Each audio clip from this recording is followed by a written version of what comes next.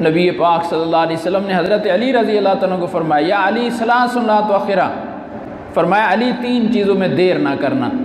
فوری کرنا، جلدی کرنا۔ ایک فرمایا جب نماز اس کا وقت شروع ہو جائے تو پھر اس کو پڑھنے میں دیر نہ کرنا، اور دوسرا فرمایا جنازہ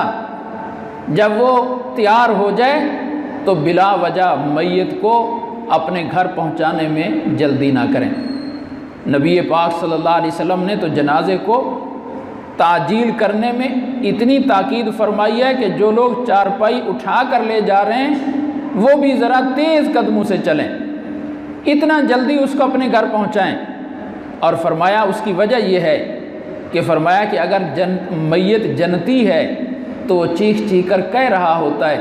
کہ مجھے ابھی تک میری جنت میں بھیجتے کیوں نہیں ہوں، گھنٹہ ہو گیا ہے، 2 گھنٹے گزر گئے ہیں، 10 گھنٹے گزر گئے ہیں،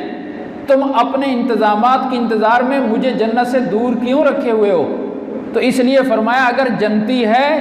تو جلدی کرو، اس کو اپنی جنت تک پہنچاؤ۔ اور فرمایا اگر خدا نخواستہ دوزخی ہے تو پھر دوزخی کو گھر میں نہ رکھو، پھر دوزخی کو اپنی مجلس میں نہ رکھو، پھر دوزخی کو اپنے کندھوں پر نہ رکھو، پھر اس کو اپنے کندھوں سے جلدی اتارو۔ اس لیے فرمایا کہ میت کو دفنانے میں دیر نہ کریں۔ اور اس لیے علماء نے مسئلہ یہ لکھا، جیسے ہمارے یہاں جنازے آتے ہیں فرض نمازوں کے بعد عام طور پر سہولت کے لیے، تو علماء نے مسئلہ یہ لکھا کہ فرض نماز کے بعد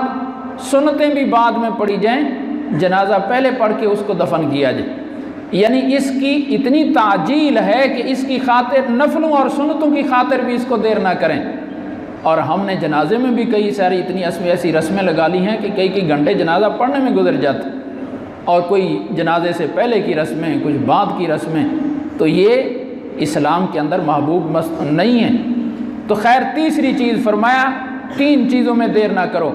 تیسری چیز فرمایا الأیم اذا وجدت لها کفوا، کہ بے نکاح عورت جب اس کے لیے برابر میں کفو میں کوئی رشتہ مل جائے تو پھر رشتہ کرنے میں تاخیر نہ کرو، ان 3 چیزوں کو فوری کرو۔